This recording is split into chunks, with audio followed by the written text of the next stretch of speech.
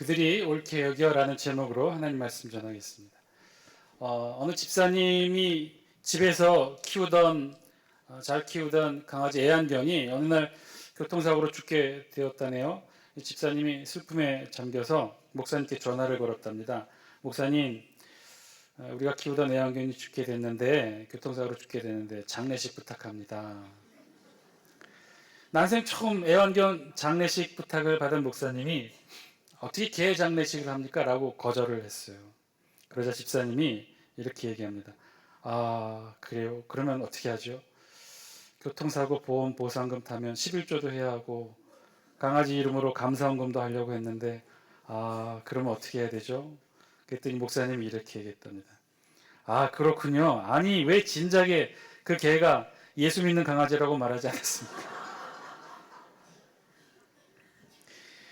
아프리카 정글에서 어느 목사님이 그만 잘못 길을 들어서 사자에게 막 쫓기게 되었답니다. 열심히 도망쳤지만 힘이 점점 빠졌어요. 결국 사자가 턱 밑까지 쫓아오게 되자 목사님은 포기하고 절박한 심정으로 그 자리에 엎드려 하나님께 기도드렸습니다. 하나님, 저를 굽어 살피셔서 기적이 일어나게 해주셔서 제 뒤에 쫓아오는 사자를 기독교도로 만들어주세요. 기독교를 믿는 사자로 만들어주세요.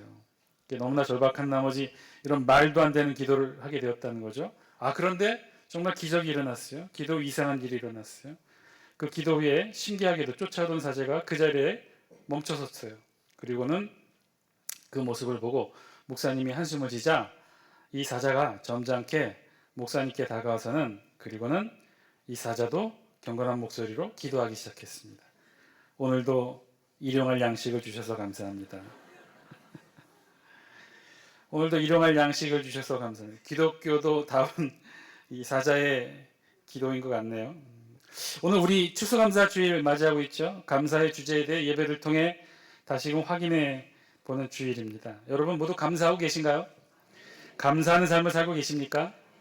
감사주일을 맞아 한 해의 수확과 결실 또 헌금으로 또 이렇게 장식한 강단 장식의 헌물로 하나님께 감사의 마음을 전하고 있는데요. 여러분 다시 한번 묻겠습니다. 진심으로 감사하고 계십니까? 그렇다면 여러분 우리가 감사하는 것 어떤 것을 감사하고 있을까요? 우리 감사한다고 하는데 그럼 도대체 무엇이 감사한 걸까요? 어떤 게 감사하죠? 감사의 내용과 그 주제가 뭘까요? 가정을 붙잡아 주시고 자녀들의 앞날을 인도해 주시고 일터를 지켜주셔서 감사한 것인가요? 우리 삶 가운데 늘 기쁘고 행복하고 즐거운 일이 있어서 감사한 것인가요? 어느 집에 전에도 한번 말씀드렸던 것 같은데 어느 집에 아버지 아들이 한 집에서 살았는데 어느 날 아들이 헐레벌떡 이 상기된 목소리로 퇴근하면서 들어왔어요. 그리고 아버지한테 이렇게 얘기합니다. 아버지 오늘 저 감사한 일이 생겼어요. 어떻게 그럴 수가 있을까요? 하나님께서 정말 감사해요. 아버지가 물어요. 뭔데? 어서 말해봐. 집에 오던 길에 차 사고가 나서 제가 탄 차가 7바퀴 굴렀는데요. 근데 신기한 것은 이렇게 상처 하나 없이 말짱해요. 그랬더니 그 얘기 듣고 아버지가 이렇게 얘기했답니다. 그렇구나. 그런데 나도 너보다 훨씬 더 하나님께 감사하고 있단다. 아들이 물어요. 혹시 아버지도 교통사고 한 8바퀴 굴렀나요? 그랬더니 아버지가 얘기하죠. 아니다. 나는 한 바퀴도 안 굴렀다. 그래서 더 하나님께 감사한다. 여러분 우리 어떨 때 감사하게 되나요? 좋은 일, 행복한 일, 기쁘고 즐거운 일 있을 때 감사하나요? 만약에 그런 일이 없다면 우리 감사하지 않나요? 좋은 일, 기쁜 일, 감사할 수 있는 일들, 조건이 있을 때 감사하게 되는데 만약에 그런 것들이 없다면 우리 감사할 수 없게 되는 것일까요? 우리의 감사도 사라지게 되는 건가요? 사라진 감사의 조건과 함께 우리의 감사도 사라지고 그래서 좋은 일이 생기면 감사하고 좋은 일이 사라지면 안 좋은 일이 생기면 그럼 어떻게 해요? 불평하나요? 감사가 그런 것인가요? 좋은 일이 생기면 감사하고 그렇지 못하면 불평하고 아니요, 그렇지 않습니다. 결론부터 말씀드리면요. 좋은 일이 생기면 감사하고 그렇지 못하면 불평하는 것이 우리의 감사가 아니에요. 그것은요. 그런 조건에 따른 반응이라는 거예요. 그건 감사가 아니라 고마움이죠.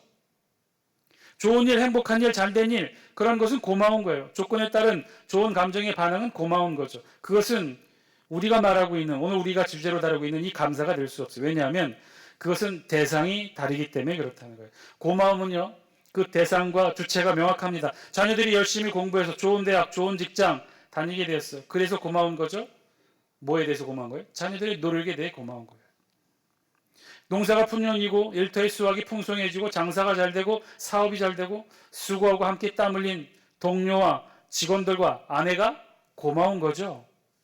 좋은 일, 풍성한 수확이 고마운 것입니다. 그러나 그거는 감사와 달라요. 감사는요, 최소한 우리의 감사는요, 그 대상이 인간이 아니라 하나님께 드리는 감사이기 때문에 조건에 따른 고마움이 우리의 감사가 될 수 없다는 것이죠. 그래서 감사는요, 좋은 일, 좋은 조건에서만 하는 고마움이 아니라는 거예요.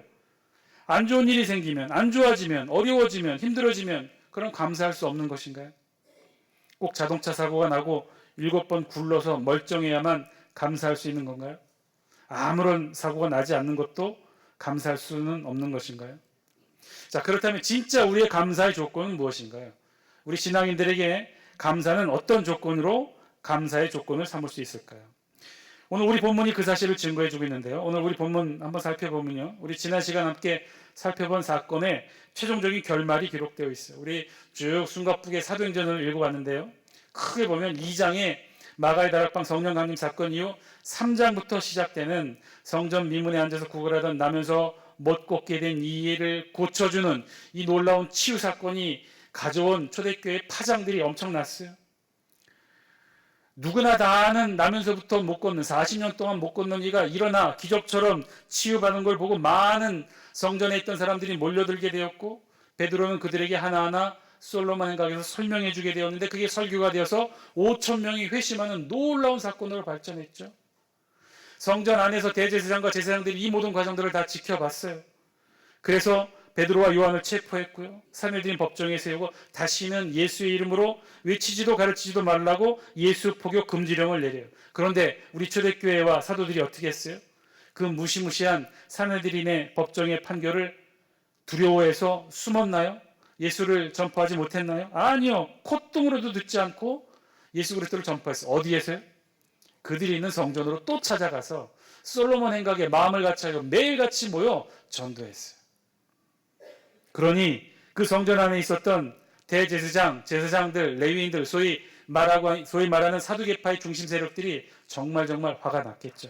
그래서 또다시 사도들을 체포했고요, 그 다음날 산헤드린 법정에 이들을 세우게 됩니다. 그런데 이번에는요, 지난번과 조금 다른 모임으로 산헤드린 공의회가 열렸다고 그랬어요. 산헤드린 공의회에 구성원들 플러스 누가 모였다고 그랬어요? 누굴 더 청했다고 그랬어요? 이스라엘 족속의 원로들까지 초청하는 확대된 산헤드린 공의회를 열었다고 그랬어요. 이유는 무엇일까요? 오늘 33절이 그 이유를 명료하게 말해주고 있어요. 33절 영상을 통해 같이 한번 읽습니다. 시작. 그들이 듣고 크게 노하여 사도들을 없이하고자 할세. 어떻다고요? 이들은 이제 마음의 결정을 했어요. 산헤드린 공의회를 주도한 이 사두개파는요, 이제 마음의 결정을 했어요. 아예 예수 포교 금지령만으로는 이들에게 아무런 효력이 없으니 이제 아예 이들을 죽여버리자. 산헤드린 공의회, 확대 공의회를 열었던 목적도 거기에 있었어요. 사형을 결정하기 위해서. 비록 집행은 못할지라도 사형 결정하기 위해서 이렇게 확대된 산헤드린 공의회를 연 거예요.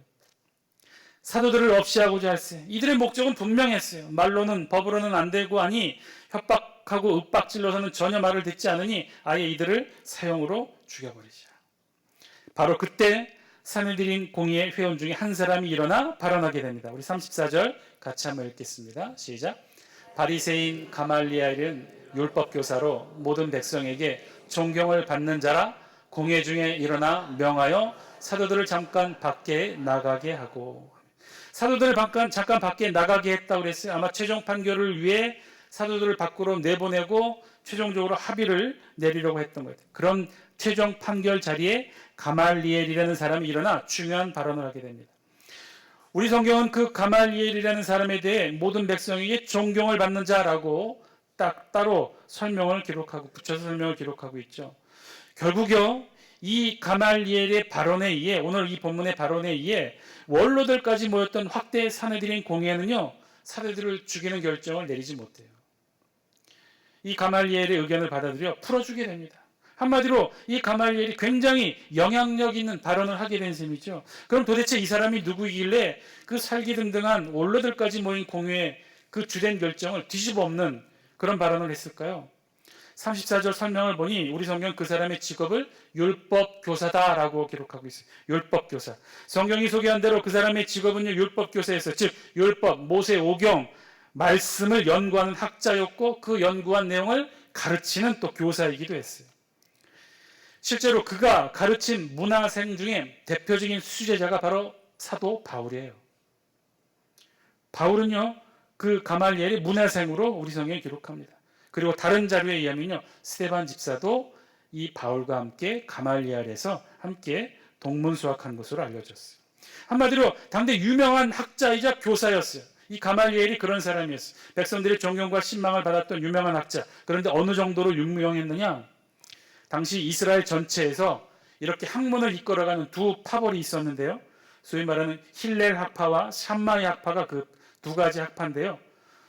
이들의 주된 내용은 이 모세오경 율법을 연구하는 것이고 율법을 연구함에 있어서 서로 각자의 좀 견해가 틀렸어요.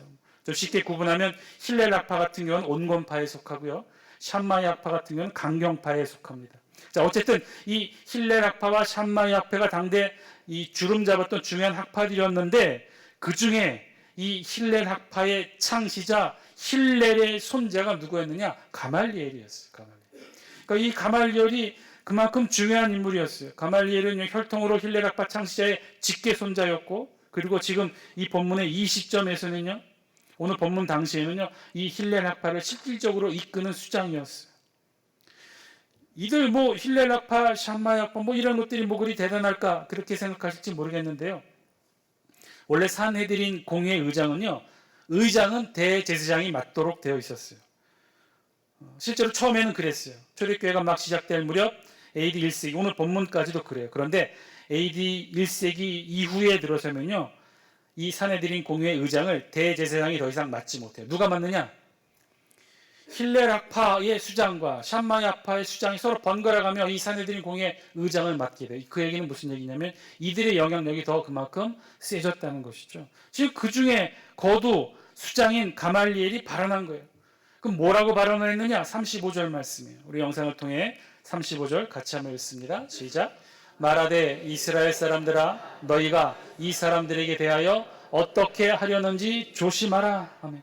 이 사람들에 대하여 어떻게 하려는지 조심하라. 아마도 가말리엘도요, 알고 있었던 것 같아요. 사두개파가 지금 주동이 되어서 산헤드린 확대 공회를 열었고 이곳에서 사도들을 처형하려고, 죽음에 처하려고 그렇게 계획하고 있다는 것을 알았던 것 같아요. 그러니까 가말리엘이 조심하라, 그렇게 하지 말고 신중하라 하면서 이야기를 시작해요. 그러면서 36절, 37절에 두 사람의 예를 들어서 설명합니다. 역사적인 인물이었던 드다와 갈릴리의 유다라는 사람을 예로 들어요.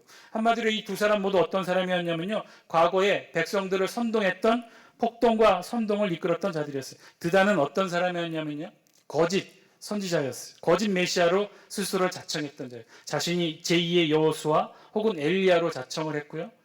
그래서 자신을 따른 백성들을 데리고 어디로 갔냐면 요단강으로 가서는 자신이 명령 한마디만 하면 이 요단강물이 나누어지고 마른 땅을 받고 요단강을 건너갈 것이다, 이렇게 거짓으로 선동했던 자예요. 결국 어떻게 됐느냐? 당시 유대 로마 총독이었던 파두스에 의해 진압되고 또 결국 그 주동자 드다도 죽임을 당하게 됩니다. 두 번째, 갈릴리 유다는요, 우리 성경의 37절 영상 한번 보여주실래요? 37절 말씀에 이렇게 갈릴리 유다를 설명하는데 그 후 호적할 때에 갈릴리 유다가 일어나, 호적할 때에 갈릴리 유다가 일어나 백성들을 깨어 따르게 했다고 기록하고 있어요. 당시 호적조사가 이루어졌는데요, 전에도 한번 말씀드렸다시피 고대 사회에서 호적조사, 인구조사를 한다는 건 딱 두 가지 목적이에요. 첫째는 전시에, 전쟁 시에 군인을 동원하기 위한 숫자 파악이 첫 번째 목적이고요. 두 번째 목적은 세금 징수를 위해서 인구조사를 했었어요. 자, 이때는 전시가 아니었으니 세금조사 목적으로 인구조사를 했던 것이죠. 즉, 이 호구조사, 인구조사가 끝나면 어떤 일이 일어나요? 백성들에게 엄청난 과세를 물게 되는 것을 유대 백성들이 알고 있었고, 이 갈릴리 유다가 그런 마음을 잘 알아 유대 백성들을 선동했어요.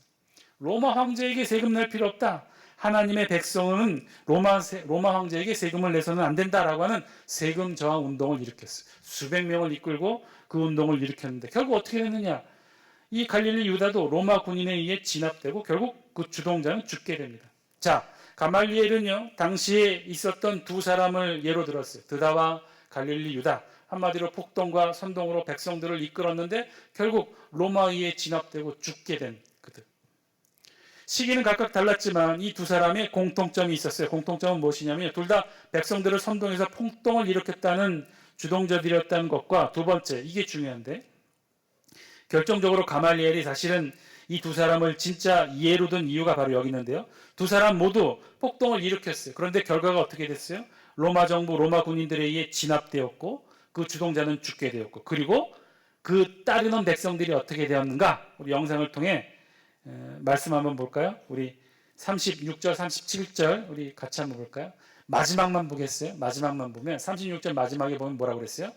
따르던 모든 사람들이 흩어져 없어졌고 37절 그도 망한즉 따르던 모든 사람들이 흩어졌느니라. 이 가말리엘이 예로 든 이유가 바로 여기 있었다는 거예요. 따르던 모든 사람들이 어떻게 됐어요? 흩어졌다는 거예요. 그냥 실제로 유대 정부나 사내들인 공유에서 이들의 폭동, 선동, 그에 따른 백성들의 동요에 대해 그 어떤 결정도 행위도 하지 않았어요. 그냥 알아서 로마 정부가 손을 댔고 백성들은 알아서 흩어지게 되었다는 것이죠. 가말리엘은 사실 이것을 주장했어요. 그리고 이 두 가지 예를 통해 자신의 주장을 펼칩니다. 자신의 주장은 바로 38절, 39절, 우리 38절, 39절 영상을 통해 함께 읽습니다. 시작. 이제 내가 너희에게 말하노니 이 사람들을 상관하지 말고 버려두라. 이 사상과 이 소행이 사람으로부터 났으면 무너질 것이요. 만일 하나님께로부터 났으면 너희가 그들을 무너뜨릴 수 없겠고 도리어 하나님을 대적하는 자가 될까 하노라 하니. 아멘. 그래서 가말리엘의 주장은요, 뭐예요? 한마디로 내버려 두라는 거예요. 이 초대교와 사도들 사형시키고 뭐 체포하고 그러지 말고 내버려 두라는 거예요. 내버려 두라. 내버려 두면 사람으로부터 난 거치면 스스로 흩어져 버릴 것이고 드다와 갈릴리 유다에 따르는 무리들처럼. 그런데 만약에 정말 만약에 이것이 사람으로부터 난 것이 아니라 하나님으로부터 난 것이라면 이런 결정을 내리는 너희들 모두, 우리 모두 하나님을 대적하는 자가 된다. 그러니 내버려 두라. 내버려 두라는 거예요. 내버려 두라는 거예요. 이 사상과 이 소행이 사람으로부터 났으면 스스로 무너질 것이요, 없어질 것이기 때문에 굳이 손대거나 사형 결정을 하나 그럴 필요가 없다는 거예요. 만약에 하나님께로부터 났다면 너희가 그들을 무너뜨릴 수 없겠고 도리어 하나님을 대적하는 자가 될까 하노니 그러니 내버려 두라. 손대지 말라는 거예요. 애써 힘들게 사형 결정 내리지 말라는 거예요. 이 발언, 가말리엘의 발언이 설득력이 있었을까요? 지금 사두개파 대부분이 지금 사형 내리자고 씩씩대고 그렇게 모였는데 이 가말리엘의 한마디가 효과가 있었을까요? 효과가 있었어요. 40절 우리 같이 한번 읽겠습니다. 40절 시작. 그들이 옳게 여겨 사도들을 불러들여 채찍질하며 예수의 이름으로 말하는 것을 금하고 노니. 어떻게 됐다고 그랬어요? 그들이 옳게 여겼다고 그랬어요. 가말리엘의 의견에 옳게 여겼다고 그랬어요. 동의했다고 그랬어요. 공감했다고 그랬어요. 그래서 결국 어떻게 했느냐? 사도들을 죽이지 않고 사도들을 금하고 놓았다고 그랬어요. 풀어줬다는 것이죠. 그만큼 가말리엘의 의견에 설득력이 있었다는 거예요. 그래서 사도들을 죽이기를 원했지만 그 마음을 바꾸어 다른 결정을 내렸던 것이죠. 자, 그런데 사실은요, 이 다음부터가 우리가 주의 깊게 본문을 읽어야 되는 중요한 포인트인데요. 가말리엘의 의견은요, 그래서 사도들을 어떻게 그대로 내버려 두라는 것이었죠. 손대지 말고 내버려 두라고 주장한 거예요. 그런데요, 40절을 자세히 보면, 다시 한번 영상 보여주실래요? 40절을 자세히 보면 가말리엘의 의견에 공감해서 그들이 가말리엘의 의견을 옳게 여겨서 가말리엘 의견대로 결정을 내렸지만 살짝 바꾼 게 있어요. 뭘 바꿨어요? 풀어주라고 했는데 어떻게 했다고 그랬어요? 채찍질했다고. 채찍질. 그냥 풀어준 게 아니었어요. 채찍질했다고 그랬어요. 그런데 이것이 이상하다는 거예요. 왜냐? 여기서 말하는 채찍질은요, 그냥 집에서 혹은 개인이 하는 채찍질이 아니에요. 이거는 유대 사회의 형벌의 하나로서의 채찍질이었어요. 즉 원어를 살펴보면 더 무시무시해요. 원어의 뜻은요, 살가죽을 벗기다는 뜻이에요. 채찍질은. 여러분 기억하셔요? 로마 군병에게 예수님이 맞으셨던 그 채찍? 로마 군병의 채찍 끝에 뭐가 달려 있었어요? 그냥 가죽끈이 아니었죠. 날카로운 동물의 뼈, 쇠꼬챙이 이거 달라서 놓고 때리는 거였어요. 그리고 그 때린 것도 몇 대를 때리느냐? 유대 율법에 의하면 40에 하나 가만매 39대를 맞는 거예요. 실제로요, 산헤드린 공의에서 결정할 수 있는 최고 형량의 법정 사형 그 다음의 형이 바로 이 체형이었어요. 실제로 이 40에 하나 가만 채찍질을 맞고 죽은 사람이 비일비재했어요. 굉장히 심한 형벌이었어요. 자, 그러면 이들은 왜 이렇게까지 했을까요? 가말리엘의 설득한 그 주장은 뭐냐면 그냥 손대지 말고 풀어주라는 것인데, 만에 하나 이게 하나님께로부터 났다면 채찍질 또한 하나님을 대적하는 일이 되니까 그냥 놓아주라고, 손 떼고 놓아주라고 하는 것이었는데, 왜 이들은 굳이 이렇게까지 채찍질을 하면서까지 이런 결정을 중보를 내리게 되었을까? 사실 이 질문과 더불어 우리가 처음부터 가졌던 중요한 질문이 있었죠. 왜 가말리엘은 초대교회와 사도들을 위해 이런 주장을 하게 되었을까? 왜 가말리엘도 왜 초대교회와 사도들에 대해서 이렇게 호의적으로 변론을 하게 되었을까? 혹시 이 가말리엘도 이 초대교회와 사도들의 복음에 공감하고 동조하고 있었던 것일까? 혹시 그렇게 생각할 수가 있는데요. 아마 그랬다면, 아마 초대교회에 동조하거나 호감을 가지고 있었다면요, 나중에 초대교회 이후 역사에 가말리엘의 이름이 기록되었을 거예요. 여러 문서에 기록되었을 거예요. 성도가 되었다거나 복음을 받아들였다거나 하는 내용이 있었을 거예요. 그런데 우리 성경에 보면, 또 다른 기록에 보면 이후에 가말리엘의 이름은 언급되어 있지 않아요. 아니요, 그렇지 않았어요. 가말리엘은요, 그냥 개인적으로 초대교회와 사도들의 호감을 가지고 있었던 것이 아니에요. 나름의 의도와 목적이 있었던 거예요. 그러면 왜 가말리엘은 이렇게 적극적으로 사도들 편에 서서 그 많은 사두개파 사람들과 논쟁하게 되었을까?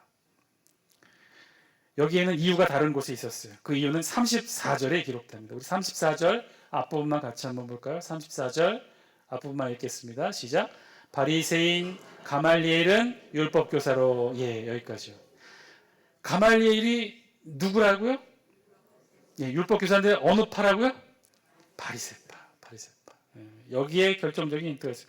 바리새인은요, 한마디로 가말리엘은 율법교사로 바리새파였어요. 바리새인이었어요. 당시 바리새파의 수장은요, 바로 누구냐면 이 힐레락파의 대표 가말리엘이 바리새파를 실질적으로 이끌고 있었어요. 여러분, 바리새파가 누굽니까? 율법 학자들로, 서기관들로 이루어진 당시 유대의 신진 세력들이었죠. 사두개파가 제사장을 중심으로 한 성전 권력을 중심으로 한 권력이었다면, 바리새파는요, 율법 학자, 율법 교사, 서기관들, 회당장들로 이루어진 유대 신진 세력들이었어요. 산헤드린 공의회는 제가 말씀드렸죠. 양대 세력이 점유하고 있었다고요. 하나는 보수 진영을 자처하는 사두개파와 하나는 진보 진영을 자처하는 바리새파가 힘을 견제하며 이 산헤드린 공의회를 양분하고 있었어요. 그런데 지금 초대교회와 사도들을 핍박하고 탄압하고 체포하고 죽이려 했던 이 주동 세력은 사두개파와 바리새파 중에 누구였다는 거예요? 사두개파가 지금 그렇게 하고 있다는 거예요. 자, 바리새파의 수장으로서 가말리엘이 그걸 가만두고 볼 수는 없었겠죠. 그런 일련의 사두개파의 행보를 보고 바리새파의 수장 가말리엘도 사두개파를 더 이상 가만둘 수가 없었어요. 이런 식으로 산헤드린 공의의 권력을 사두개파가 독점하는 그것에 바리새파의 수장으로서 나름 역할을 했던 것이죠. 그래서 적극적으로 나서서 이 사두개파의 주장에 반대 의견을 피력했던 거예요. 그런 가말리엘의 의도를 모를 리 없었던 사두개파였겠죠. 가말리엘의 말이 옳기는 옳으나 반박할 수는 없겠고, 그러니 계획했던 대로 사형은 언도할 수 없으니 그 다음에 중형으로 이 사도들을 채찍질했던 것입니다. 사랑하는 장수교 성도 여러분, 오늘 본문을 통해 우리에게 들려주신 하나님의 음성, 저와 여러분들이 함께 들을 수 있게 되길 바랍니다.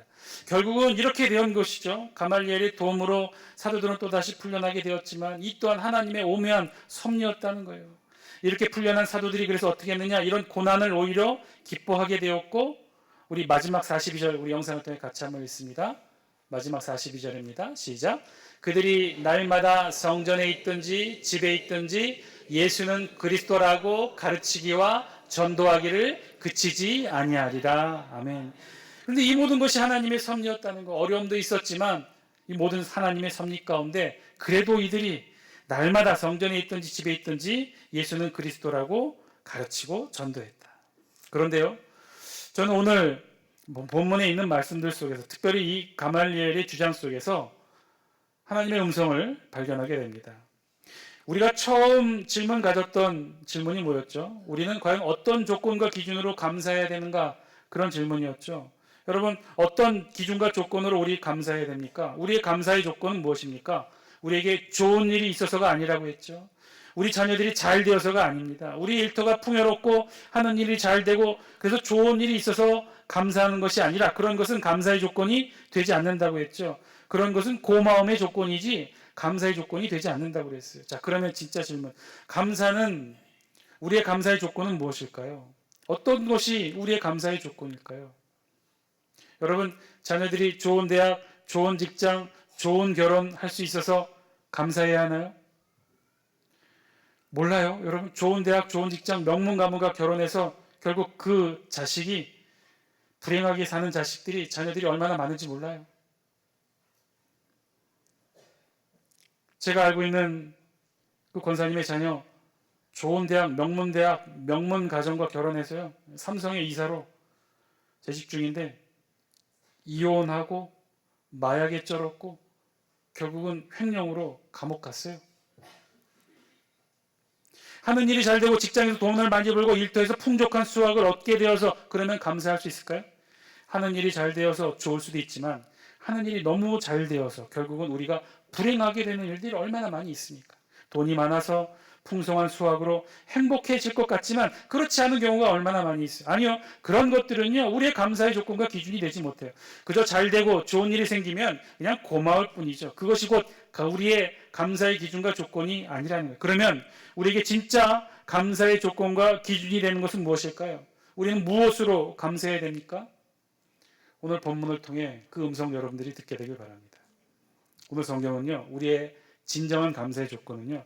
하나님께로부터 난 것, 하나님께로부터 온 것, 하늘로부터 온 것이어야 하기 때문에 감사해야 된다는 거예요. 세상으로부터 온 것, 사람으로부터 온 것이 우리의 감사의 조건이 아니라 하나님으로부터, 하늘로부터 온 것이 우리의 감사의 기준과 조건이 된다는 거예요. 우리의 자녀가 좋은 대학, 좋은 직장, 명문 가문과 결혼한 것이 감사한 것이 아니라 우리 자녀가 하늘의 은혜를 사모하고 하늘의 신령함을 누리고 하나님의 축복을 소망하고 그래서 마음껏 누리고 신앙과 복음으로 열정으로 그렇게 감사한 그리스도의 가정을 이루는 것으로 우리 감사해야 된다는 거예요. 우리의 가정이 잘 되고 돈 많이 벌고 일터가 풍성한 것으로 감사하는 것이 아니라 우리 가정이 하나님이 주인 되어 주시고 우리 일터를 하나님이 경영하여 주시고 우리의 건강을 하나님이 붙들어 주심으로 우리가 감사할 수 있어야 된다는 거예요. 우리가 이 세상에서 잘 돼서 잘 먹고 잘 살아서 감사한 것이 아니라 우리가 비록 잘 못 먹고 잘 살지 못해도 우리에게 하나님께로부터 온 하늘의 은혜가 있다면 그것으로 충분히 감사할 수 있다는 거예요. 우리의 감사의 조건은 거기에 있다는 거예요. 우리의 감사의 조건은 세상으로부터 사람으로부터 오는 것이 아니라는 거예요. 우리의 감사의 조건은 하늘로부터 하나님께로부터 온 것이 우리의 감사의 조건이 된다는 거예요. 사랑하는 장수교 성도 여러분, 이 세상에 태어나 이 세상의 사람으로 잘 먹고 잘 사는 것으로 감사하는 것이 아니라 이 세상에 태어났으나 그러나 하나님의 자녀로 천국의 백성으로 그렇게 삼아주신 하늘의 놀라운 은혜로 감사하시는 여러분 되시길 바랍니다. 이 세상에 태어났으나 천국을 꿈꾸고 하늘을 바라볼 수 있음에 감사하시기 바랍니다. 이 세상으로부터 얻어진 그 무엇으로 감사하는 것이 아니라 하늘의 하나님으로부터 온 그것으로 은혜와 말씀과 찬양과 감사와 축복과 은총으로 나를 위해 지금도 중보하시는 예수 그리스도의 보혈의 은혜로 그것으로 하늘의 하나님께 감사를 할 줄 아는 저와 여러분 다 되시기를 주의 이름으로 간절히 축원드립니다. 기도하겠습니다.